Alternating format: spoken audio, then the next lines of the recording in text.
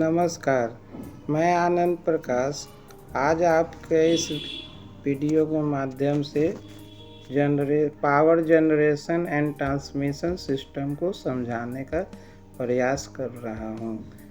जैसा कि आप सभी को पिछले कुछ क्लासों में पावर जनरेशन का समझाने का प्रयास किया, जिसमें से आपने देखा कि पारंपरिक स्रोतों में थर्मल पावर प्लांट, इसके अलावा हाइड्रो पावर प्लांट और डीजल इंजन पावर प्लांट और न्यूक्लियर पावर प्लांट, इन चार माध्यमों से पावर को जनरेट किया।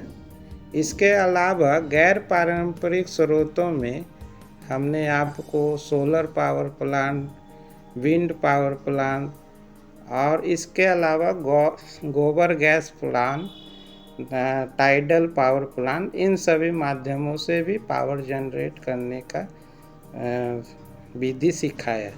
तो इससे आपको समझ में आ गया कि जनरेटर द्वारा किस तरह से पावर जनरेट होते हैं और उन पावर प्लांटों में जो जनरेटर द्वारा पावर यानी विद्युत उत्पन्न होते हैं, उसे मैं आज के टॉपिक में आप सभी को इसे ट्रांसमिट और डिस्ट्रीब्यूट कैसे करते हैं इसे बताने का प्रयास करूंगा।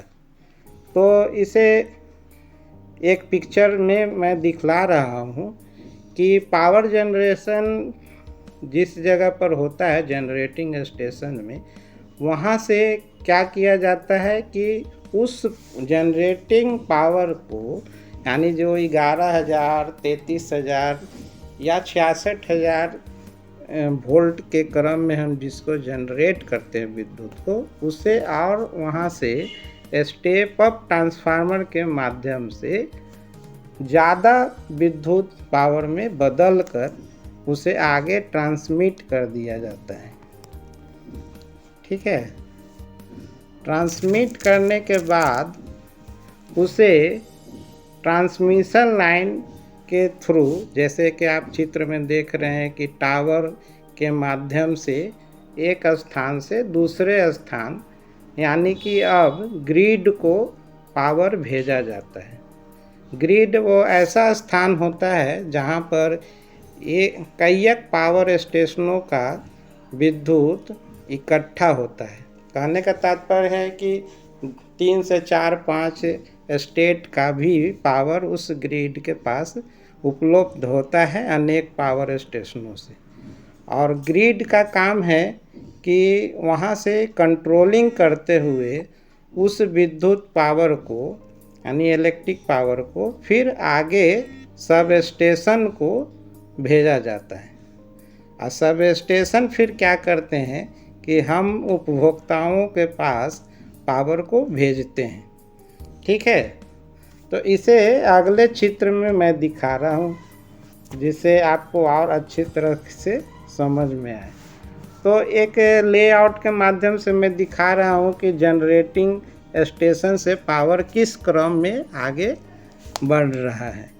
तो आप देख रहे हैं कि जनरेटिंग स्टेशन से ये पावर 11 kV से बढ़ा करके 132 kV में बदल दिया गया, जो कि ग्रिड को गया। ग्रिड से इसी पावर को फिर हम सब स्टेशन में क्या है कि भेजते हैं, जो कि सब स्टेशन को लास्ट में 33 kV 11 kV में बदलना पड़ता है और उसे फिर हमारे घरों तक पहुंचाने के लिए 11,000 वोल्ट तक बदल करके स्टेप डाउन करके उस पावर को भेजा जाता है। और हम लोग उपभोक्ता जो अगर डोमेस्टिक हैं तो हमें वो पावर प्राप्त होगा 220 या 230 वोल्ट के रूप में, और अगर कमर्शियल हैं तो हमें 3 फेज के रूप में उस पावर को प्राप्त करना है। तो वह 3 फेज 415 वोल्ट 440 वोल्ट के रूप में हम प्राप्त करते हैं। इस प्रकार से हमारे घरों तक ले जो विद्युत उत्पादन किए थे वो प्राप्त होते हैं और हम लोग उपयोग करते हैं। तो इस प्रकार से मैंने आपको पावर जनरेशन, ट्रांसमिशन और डिस्ट्रीब्यूशन सिस्टम को समझाने का प्रयास किया हूँ। Thank you.